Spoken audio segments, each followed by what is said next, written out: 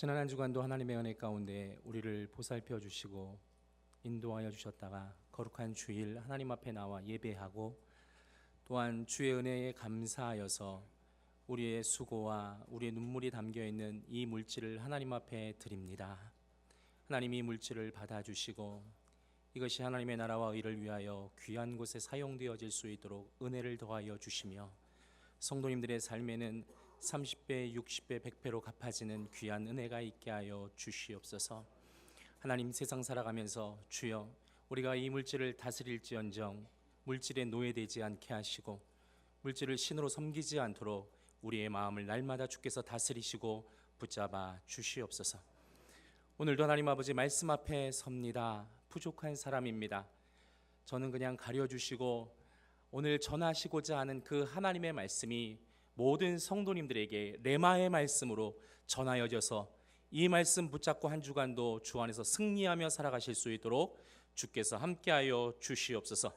악한 영이 우리 가운데 역사하지 않도록 하나님의 영으로 충만하게 하여 주셔서 이 단 한 번의 예배가 우리의 삶을 변화시킬 수 있음을 우리가 붙잡게 하여 주시고 오늘 이 예배가 우리 인생의 마지막 예배인 것처럼 하나님 앞에 최선을 다하여 집중하며 드릴 수 있도록 주께서 함께하여 주시옵소서. 살아계신 예수님의 거룩하신 이름으로 기도하였습니다. 아멘. 제가 아까 성가대는 올라오시면서 이렇게 제가 잠깐 인사를 했는데요. 제가 목사님께 말씀 받고 나서 제가 잠깐 그런 생각해 봤습니다. 주님의 때가 가까웠구나. 제가 목요일에 또 그것도 11시 예배에 서서 말씀을 전한다는 것이 사실은 어젯밤에 한숨도 못 잤습니다. 원래 별로 그렇게 다른 데 설교할 때 긴장하지 않는데 여러 가지 악조건 속에 설교를 해야 돼서 잠을 잘 못 잤는데요. 제가 기도했던 것처럼 오늘도 그냥 하나님께서 저 생각하지 마시고 저 보지 마시고 하나님께서 우리 각자에게 주시는 그 레마의 말씀으로 받으시고 한 주간도 승리하며 살아가실 수 있었으면 좋겠습니다. 제가 항상 말씀 전하기 전에 선포하는 것이 있습니다. 저를 따라서 한번 해주시겠습니까? 가슴에 이렇게 손을 한번 대주십시오. 그리고 믿음으로 고백하실 수 있었으면 좋겠습니다. 하나님이 나를 사랑하십니다. 나는 그 사랑 안에 있습니다. 오늘 하나님이 나에게 말씀하실 것입니다. 나의 마음은 하나님께 열려 있습니다. 들은 만큼 변할 것입니다. 들은 만큼 자라날 것입니다. 들은 만큼 행복할 것입니다. 아멘. 어느 아들과 아버지가 함께 이야기를 나누는데 아들이 아버지에게 퀴즈를 냈습니다. 아빠, 저기 나뭇가지에 개구리가 3마리가 앉아 있는데 이제 개구리가 1마리가 이렇게 뛰려고 해. 몇 마리가 남아 있을까? 그랬더니 아버지가 그 물음이 끝나자마자 2마리지. 그랬더니 아들이 아니야. 잘 들어봐. 아빠 이제 개구리가 3마리가 앉아 있는데 개구리 1마리가 이제 뛰려고 해. 몇 마리가 남아 있을까? 그랬더니 아버지가 다시 대답해요. 1마리도 남지 않았지. 그랬더니 아들이 왜? 1마리가 뛰어내리면서 언덕별에 같이 뛰어내렸다는 거예요. 근데 아들이 이야기합니다. 아니야 아빠 그거 아니야. 그 말이 틀렸어. 3마리야 라고 이야기를 했다고 합니다. 무슨 뜻인지 아시겠습니까? 마음만 먹은 거예요. 마음만. 작년 한 해 살아오면서 열심히 기도해 봐야 되겠다 생각했죠. 예배 열심히 참석해야 되겠다 생각했죠. 말씀 적어도 한 해 동안에는 한 독이라도 좀 해야 되겠다 생각했죠. 그러나 그 말씀 우리가 생각만 했지 순종하며 살지 않은 것이 굉장히 많을 것이라고 생각됩니다. 올해 2018년 한 해는 생각만, 결심만, 결단만 하지 마시고 반드시 그것이 행함으로 실천으로 되어져서 진짜 하나님 보시기에 아름다운 우리의 삶이 될 수 있었으면 좋겠습니다. 올해 새해를 시작하면서 제가 이 유언이라는 주제를 가지고 하는 것이 사실은 좀 무거운 부분이 없지 않아 있지만 이 유언이라는 것을 가만히 생각해 보면 이 유언은 누군가에게는 제목처럼 끝이지만 이 유언을 듣는 또 다른 누군가에게는 새로운 시작과 결단이 될 수 있기에 제가 오늘 본문의 말씀을 가지고 함께 나누어 보려고 합니다. 우리가 읽었던 이 본문의 말씀은 여호수아의 유언입니다. 그리고 여호수아가 마지막으로 이스라엘 백성들의 리더들에게 했던 고별 설교입니다. 오늘 그는 애굽의 노예 생활로부터 시작되어서 약속의 땅에서 이제 하나님을 예배함으로 그의 인생의 마지막을 이제 끝내려고 합니다. 그러면서 이제 여호수아가 이야기하고 있는 것이에요. 이스라엘의 대적을 물리치고 약속의 땅에 들어와서 그 기업을 누리게 하신 그 하나님을 이야기하면서 오늘 우리가 읽지 않았지만 14절에 오늘 여호수아가 이렇게 말하고 있죠. 온 세상이 가는 길로, 즉 죽음의 길로 가려고 하고 있는 것입니다. 그는 마지막으로 그동안 자기가 오랜 기간 동안 했던 그 업적을 이야기하고 있는 것이 아니라 이스라엘 백성들과 함께 하셨던 그 하나님을 이야기하면서 하나님을 사랑하고 그의 말씀에 순종할 것을 이스라엘의 리더들에게 이야기하고 있는 것입니다. 제가 이 말씀을 묵상하면서 생각한 것이 하나가 있습니다. 그것이 뭐였냐면 하나님의 사람은 죽기 전까지 늙어가면서 아름다운 인생으로 늙어가야 되겠다라는 생각을 해보았습니다. 사실 안타까운 것은 우리 안에도 나이가 들어가면서 늙어가면서 정말 아름답고 하나님 보시기에 좋은 모습으로 늙어가는 것이 아니라 정말 추한 인생으로 늙어가는 사람이 많음을 보게 되어집니다. 우리의 삶이 마지막 그날 다하는 그날까지 하나님 보시기에 하나님 앞에서 아름답고 귀한 삶으로 마무리되어 갈 수 있도록 우리가 매일매일 하나님 말씀 앞에 깨어 있었으면 좋겠습니다. 그래서 중요한 것은 잘 살고 열심히 사는 것 중요합니다. 그러나 그것보다 더 중요한 한 가지는 뭐냐면 하나님의 말씀을 따라 바르게 살아가는 것이에요. 오늘 이 여호수아가 리더들에게 했던 그 유언의 말씀을 보면서 처음에 기도하면서 제가 처음에 말씀드렸던 것처럼 레마의 말씀으로 각자에게 주시는 그 확신을 가지고 이 말씀에 집중하실 수 있었으면 좋겠습니다. 첫 번째 여호수아의 유언을 보겠습니다. 3절 말씀 우리 목사님께서 읽어주셨지만 다 같이 한번 읽어보도록 하겠습니다. 3절 말씀입니다. 시작. 너희 하나님 여호와께서 너희를 위하여 이 모든 나라에 행하신 일을 너희가 다 보았거니와 너희 하나님 여호와 그는 너희를 위하여 싸우신 이시니라. 아멘. 우리가 주목해야 될 한 구절이 있습니다. 그 첫 서두에 너희의 하나님 여호와께서라는 부분입니다. 이 말씀은 여호수아서 23장에 무려 13번이나 기록되어지고 있습니다. 여호수아의 유언은 한마디로 말해서 자기의 업적을 이야기하고 있는 것이 아니라 그 여호수아의 유언, 여호수아의 고별 설교의 가장 핵심 주인공은 바로 여호와 하나님이시라는 것이에요. 애굽을 떠난 이스라엘 백성들과 함께 광야를 거쳐오면서 수많은 적들을 그분께서 친히 물리쳐 주시고 애굽 앞에 섰을 때에 애굽 군대를 물리쳐 주시고 뿐만 아니라 가나안 땅에 들어와서 그 부족들을 하나님께서 친히 다 물리치시고 정복하게 하셔서 약속의 땅에 들어오게 하신 이 주인공이 누구냐면 내가 아니라 바로 여호와 하나님을 알라고 이야기하고 있는 것이에요. 그래서 오늘 우리가 읽지 않았지만 13절 서두에 뭐라고 말하냐면 리더들에게 뭐라고 이야기하냐면 이렇게 이야기합니다. 확실히 알라라고 이야기하고 있어요. 그러면 무엇을 확실히 알라고 말합니까? 이방의 족속들은 하나님의 적이기 때문에 너희들도 살아가면서 적으로 삼아야 된다는 것을 이야기해 주고 있는 것입니다. 이것은 우리에게 어떠한 것을 깨닫게 합니까? 우리가 삶을 살아가면서 우리의 많은 영적 전쟁 가운데 있는데 무엇이 적이고 어떤 것이 잘못된 것인가는 구분하고 살라고 이야기하고 있는 것이. 교회가 올해 2018년도 사역을 참되게 예배하자라고 정했다고 우리 아까 목사님도 말씀하셨고 표도 있는 줄로 압니다. 로마서 12장 1절에 보니까 우리에게 말하면서 삶의 예배를 말하면서 너희가 영적인 예배는 12장 2절에 너희는 이 세대를 본받지 않고 오직 마음을 새롭게 함으로 변화를 받아서 하나님의 선하시고 기뻐하시고 온전하신 뜻이 무엇인지 구별하고 살라는 것이에요. 적이 누구인지를 알고 살라는 것이에요. 준비하고 살라는 것이에요. 그냥 살지 말라고 성경이 가르치고 있는 것입니다. 뿐만 아니라 무엇을 알라고 이야기합니까? 과거의 모든 상황을 이기게 하신 그 하나님께서 너희가 앞으로 가는 그 삶에도 이기게 하시고 채워주시고 부어주실 것을 약속하고 있는 것입니다. 이것을 알라고 하는 것이에요.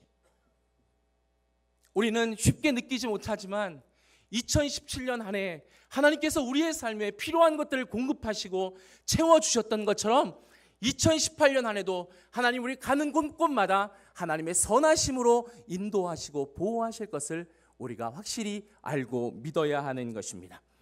그러기에 우리의 인생도 여호수아가 이야기했던 것처럼 하나의 이야기로 본다면 우리 인생의 이야기의 주어는 당연히 그분이셔야 되는 것이에요. 내 인생을 쓰고자 함이 아니에요. 내가 주인공 되어진 인생이 아니라 우리의 인생의 그 마지막에 갔을 때에 하나님이 하셨습니다라는 이 고백을 우리가 반드시 하고 가야 하는 것입니다. 이것은 하나님의 사람들의 공통점이에요. 인생을 살아가면서 순간순간마다 그의 인생을 마감하면서 항상 던졌던 말이 무엇이냐면 하나님이 하셨습니다라는 것이, 하나님이 행하셨다라는 것이. 지금 안타깝게 대한민국이 젊은이들이 취업으로 인하여 굉장히 어려움을 겪고 있습니다. 그래서 3포 시대, 4포 시대, M포 시대라고 합니다. 사실 더 안타까운 것은 우리 믿는 사람도 이와 같은 생각을 가지고 살아간다는 것이에요. 사실 인간적인 눈으로 보면은 틀리지 않습니다. 그러나 하나님의 행하심을 확실히 믿는 그 사람은 동일하게 그렇게 고백하지 않습니다. 과거에 하나님이 행하셨기 때문에 오늘도 우리가 살아갈 내일도 하나님이 동일하게 행하신다는 것을 믿는 것입니다. 그러기에 우리의 마음속에 두려움과 염려가 아니라 왠지 모르지만 그 확신 가운데 걸어가게 되어지는 것이에요. 초대교회 사람들을 보십시오. 우리보다 훨씬 가난했어요. 어려웠어요. 물질의 가난함이 문제가 아니라 죽음이 바로 눈앞에 있어요. 내가 사랑하는 내 아이들이 내 눈앞에서 갈기갈기 찢김을 당하는 그런 안타까운 상황에 있지만 그들은 담대했어요. 왜요? 과거에 행하신 그 하나님께서 오늘도 내일도 동일하게 역사하실 것을 그들이 강하게 신뢰했기 때문인 줄로 압니다.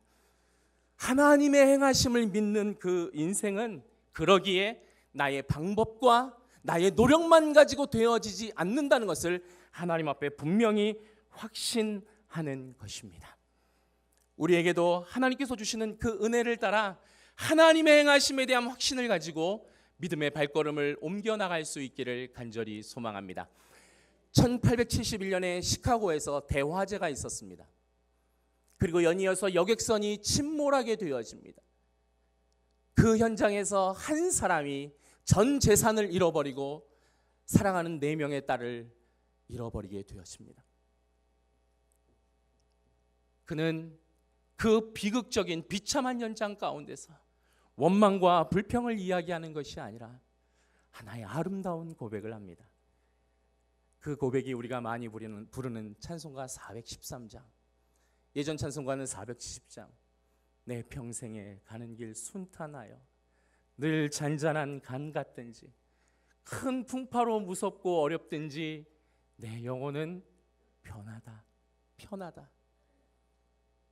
이 스페포드라는 사람의 이 고백, 어떻게 이런 고백을 그가 드릴 수 있었겠습니까? 하나님의 행하심을 그가 온전히 믿기 때문인 것입니다. 저도 목사지만 두렵습니다. 때로는 걱정도 되고 염려도 됩니다.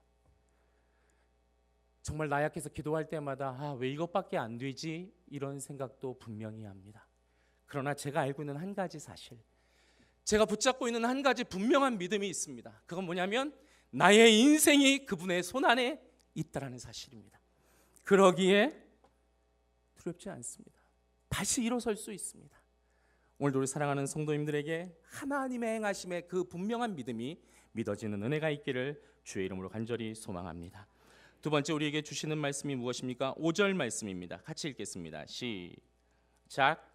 너희 하나님 여호와 그가 너희 앞에서 그들을 쫓아내사 너희 목전에서 그들을 떠나게 하시리니 너희 하나님 여호와께서 너희에게 말씀하신 대로 너희가 그 땅을 차지할 것이라. 아멘. 대부분의 땅은 다 정복되었지만 아직 남아있는 가나안 족속이 있습니다. 그런데 오늘 여호수아가 4절의 말씀에서 그 정복된 땅뿐만 아니라 정복되어지지 않는 땅까지 분배하면서 12지파에게 분배하면서 그 땅을 정복할 것을 이야기하고 있습니다. 21세기를 살아가는 2018년을 살아가는 우리에게 주시는 메시지가 무엇입니까? 우리에게 영적 전쟁을 계속하라고 하는 것이에요. 우리가 하나님의 살아계심을 믿습니다. 아멘이시죠? 그러나 우리가 알아야 될 또 한 가지의 사실은 뭐냐면 악한 영도 우리에게 존재하고 있다는 사실을 잊지 않아야 합니다. 하나님의 살아계심을 우리가 분명히 믿는데 너무 안타까운 것은 뭐냐면 우리의 삶이 너무너무나 무기력하다는 것이. 기도하지 않아도, 말씀 읽지 않아도, 예배를 포기해도 얼마든지 살아갈 수 있어요. 그러나 이런 생각을 한번 해보셨습니까? 우리의 삶의 방향이 악한 영이 걸어가고 있는 그 방향과 동일하다는 생각을 혹시 해본 적은 없으십니까? 그러면 몰라요. 안타깝지만 몰라요. 오늘 여호수아의 이 말씀을 통해서 우리에게 주시는 것이 무엇입니까? 영적인 전쟁을 계속해서 하라는 것이에요. 우리가 교회 문 밖을 나서면 세상은 악한 영이 설치해 놓은 덫이 너무너무 많아요. 눈에 보암직한 것이 너무너무나 많아요. 세상은 우리를 향해서 뭐라고 이야기합니까? 사울의 그 화려한 갑옷을 입으라고 말해요. 그래야지 세상 속에서 경쟁력이 있다라고 말을 해요. 그러나 하나님은 우리의 그 아둔한 마음 가운데 끊임없이 말씀하시는 것이 아니라는 것이, 영적인 전쟁을 계속해야 된다는 것이, 하나님의 사람으로 살아야 된다는 것을 우리에게 이야기하는 것입니다. 그러나 너무너무나 감사한 것 한 가지는 무엇이냐면 이 영적 전쟁 가운데 하나님이 우리만 내보내지 않으시고 5절의 말씀에 보니까 신실하신 그 하나님께서 우리와 함께 그 영적 전쟁을 치루어 주시겠다는 것이에요. 그러기에 우리는 믿고 하나님의 영으로 충만하여서 그분의 그 신실하시고 온전하신 뜻에 반응하면 되는 것이에요. 그러면 우리는 그 영적 전쟁 가운데 승리하게 되는 줄로 믿습니다. 남북전쟁 당시에 링컨에게 한 장군이 와서 이야기합니다. 장군이 큰일 났습니다. 우리 북군이 밀리고 있습니다. 어떻게 합니까? 그때 링컨이 이야기합니다. 걱정하지 말아라. 밀고 밀리는 것이 중요한 것이 아니라 우리가 어느 편에 서 있느냐가 중요한 것이다 라고 이야기하는 것입니다. 삶에서 승리하는 비결이 무엇입니까? 우리가 하나님의 편에 서서 그분으로 충만하여서 매일매일 영적 전쟁 가운데 서게 되면 되는 것이에요. 그러면 어찌 보면 우리는 승리를 이미 따놓고 그 전쟁을 치르는 것입니다. 시편 24편 8절에 이렇게 이야기합니다. 영광의 왕이 누구시냐? 강하고 능한 여호와시요 전쟁에 능한 여호와시로다. 오늘 2018년 한 해 영적 전쟁 가운데 우리가 악한 영으로 인해서 가정과 우리의 삶과 우리의 관계 가운데 좋지 않은 일들이 일어나지 않도록 우리가 날마다 깨어서 영적 전쟁 가운데 설 수 있게 되기를 주의 이름으로 간절히 부탁드립니다. 마지막 세 번째 6절 말씀입니다. 같이 읽겠습니다. 6절 말씀 시작. 모세의 율법 기록된 것을 다 지켜 행하라. 그것을 좌로나 치우치지 말라. 아멘. 제가 예전에 오래전 기억인데요. 그 아주 큰 마트에 가서 제가 굉장히 멍청하고 어리석은 짓을 한 적이 있습니다. 차에서 이렇게 내려서 이제 너무 크니까 저 나름대로 이제 제가 세워놓은 그곳을 이렇게 알아보려고 생각하려고 제 이렇게 옆에 세워놓은 차를 제가 이렇게 보고 이제 갔어요. 이제 다 장을 보고 이제 돌아왔는데 제 차가 없는 거예요. 이상하다 그래서 제가 20분을 제가 지금도 그때가 굉장히 충격이었던 것 같아요. 한 20분 동안을 제 차를 찾아서 돌아다닌 적이 있습니다. 굉장히 어리석죠. 요즘 마트에 보면 이렇게 기둥에 뭐 영문이 써 있고 이렇게 뭐 숫자가 써 있는데 그것을 보고 갔으면 될 일을 제 옆에 그 움직이는 차를 보고 제가 쇼핑하고 돌아왔으니 당연히 20분 동안 헤맬 수밖에 없죠. 제가 말씀을 준비하면서 그것을 생각해 보았습니다.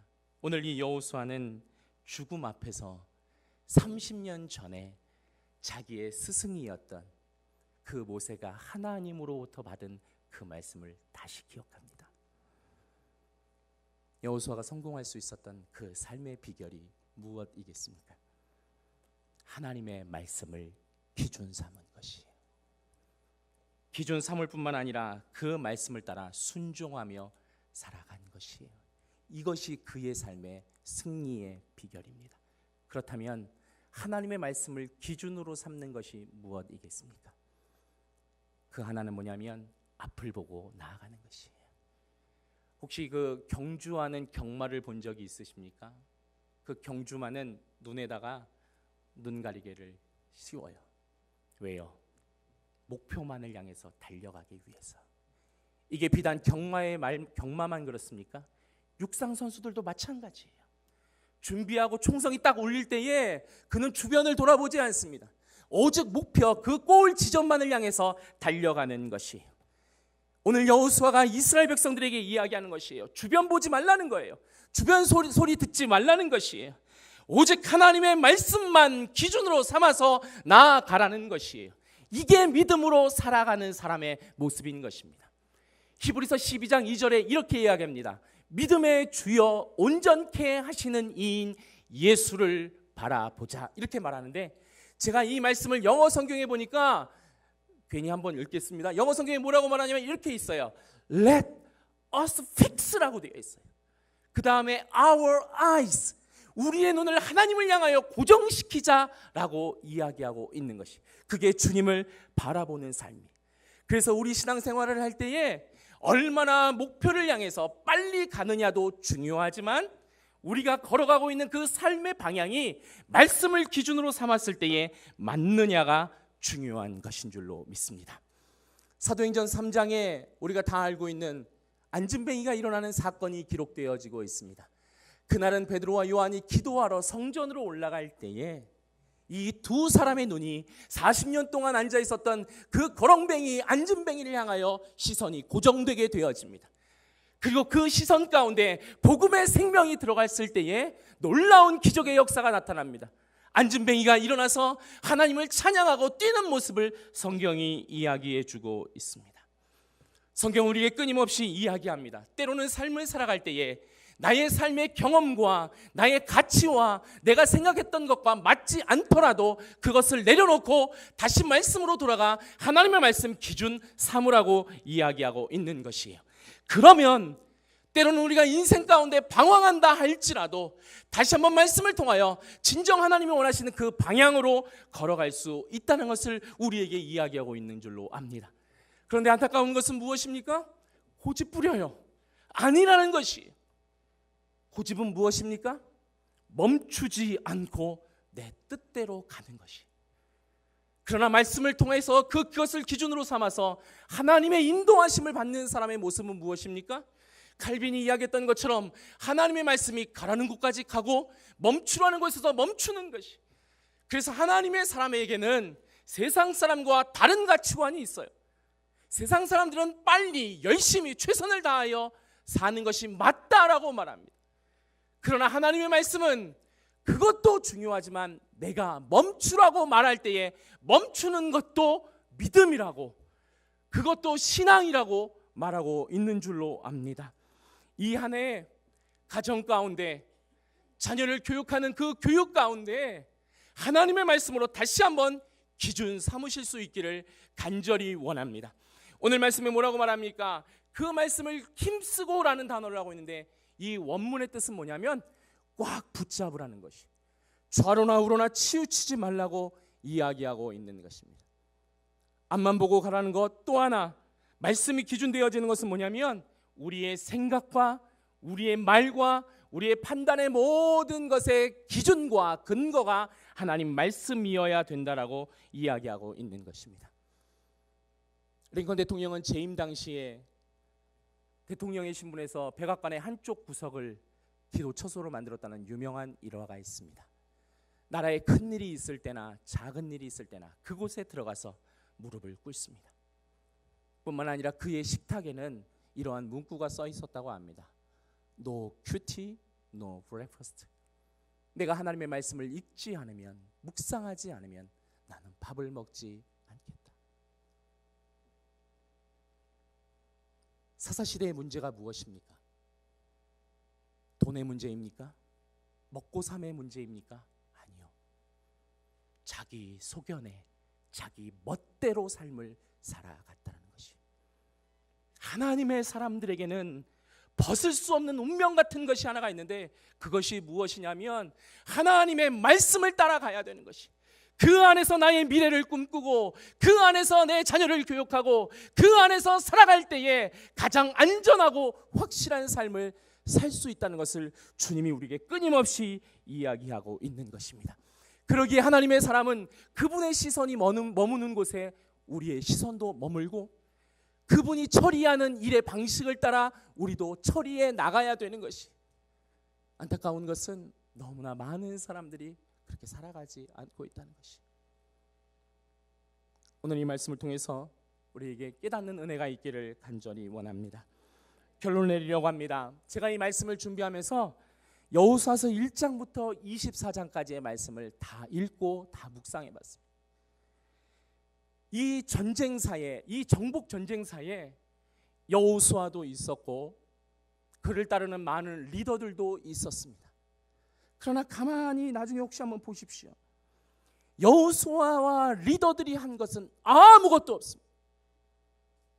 그들은 그냥 주님이 가라면 가고 하라면 하고 멈추라면 멈추고 이것밖에 한 것이 없어요. 그러면서 제게 깨달아졌던 중요한 한 가지가 무엇이냐면 하나님의 은혜를 아는 인생이었다는 것이, 하나님의 은혜를 아는 인생이. 그런데 이 하나님의 은혜를 아는 인생은 믿음의 사람들의 다 공통적인 삶의 원리라는 사실을 깨닫게 되었습니다. 제가 말씀을 준비하면서 예전에 보았던 책을 한 권을 다시 들춰보았습니다. 책 팔려는 건 아니고요. 혹시 나중에 댁에 가지고 있는 분도 계신 분도 있을 줄 아는데, 그 청년 바보 의사라는 책입니다. 책을 보다 보니까 나이가 제 나이하고 똑같더라고요. 근데 안타깝게 2006년에 33세 나이로 죽게 되었습니다. 한국교회에서 가장 조문객이 많았던 그 상이 고 한경직 목사님이 돌아가셨을 때였는데, 두 번째로 많았던 그 조문객이 바로 이 고 안수연 씨 때였다고 합니다. 무려 조문객이 4,000명이 모였다고 하는데요.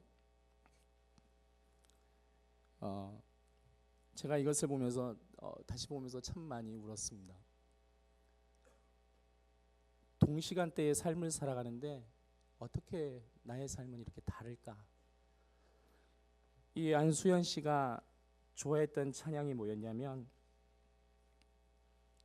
약할 때 강함 되시네, 그 찬양이었고, 그가 사랑했던 구절이 고린도전서 15장 10절 나의 나 된 것은 오직 주의 은혜라, 이것이었습니다.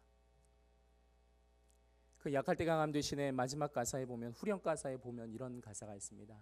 예수 어린 양 존귀한 이름. 그런데 영어를 보니까 거기에 worship이라는 단어를 쓰고 있는데, 그 worship이라는 단어와 동일한 단어가 바로 우리가 드리고 있는 이 예배 worship입니다. 그의 인생에 정말 소중하게 여겼던 가치가 무엇인지 볼 수 있었습니다. 제가 말씀을 정리하면서, 유태인들은 이 안식일이 되어지면 세 가지를 점검한다고 합니다. 첫 번째는 뭐냐면 뒤를 돌아본대요. 내가 지난 한 주간 잘 살아왔는가? 두 번째는 뭐냐면 위를 올려다 본다고 합니다. 새 힘을 공급하시는 분이 그분이시라는 것이죠. 마지막으로 앞을 내다본다고 합니다. 저는 이 말씀은 오늘 말씀과 이렇게 대입해 보았습니다. 하나님의 은혜를 아는 인생은 뒤를 돌아보면서 이렇게 고백합니다. 하나님이 행하셨습니다. 하나님의 은혜를 아는 그 인생은 위를 올려다보면서 나의 힘으로 살 수 없기에, 나 혼자만으로는 이 엄청난 영적 전쟁을 치룰 수 없기에 주여 나에게 세임 주십시오라고 요청하는 것입니다. 하나님의 은혜를 아는 인생은 미래를 내다보면서 우리가 걸어가고 있는 그 삶이 참으로 고단하고 힘들지만 그 신실하신 하나님께서 우리가 말씀 가지고 기준으로 삼고 나아간다면 반드시 우리의 삶을 이끌어 가주시겠다는 것을 우리가 다시 한번 생각해 볼 수 있었으면 좋겠습니다. 이 땅에 살지만, 이 힘들고 고단한 이 땅을 살지만 위로부터 내리는 그 하나님의 능력을 따라 하나님과 연결되어진, 하늘과 연결되어진, 그래서 초대교회 사람들이 히브리서에서 이야기하고 있는 것처럼 세상 사람들이 감당할 수 없었던 그렇게 칭함을 받는 우리 모두가 될 수 있기를 주의 이름으로 간절히 축복합니다. 그래서 제가 마지막으로 원래는 찬양을 하고 싶었어요. 근데 이 찬양이 제가 와서 보니까 어르신들이 너무 많아서 제가 이 찬양을 준비하면서 정말 많이 울었어요. 근데 가사만 말씀드릴게요. 우리 약간 이게 조금 젊은 분들이나 그런 분들은 아실 것 같은데 요즘 많은 젊은이들이 부르는 오직 예수뿐이네라는 찬양이 있습니다. 제가 목사님께 말씀 전해라라고 말씀 들으면서 그때부터 제 마음속에 이 찬양이 계속 왔어요. 그 첫 가사가 뭐냐면 은혜 아니면 살아갈 수가 없네. 호흡마저도 다 주의 것이니 세상 평안과 위로 내게 없어도 예수, 오직 예수뿐이네.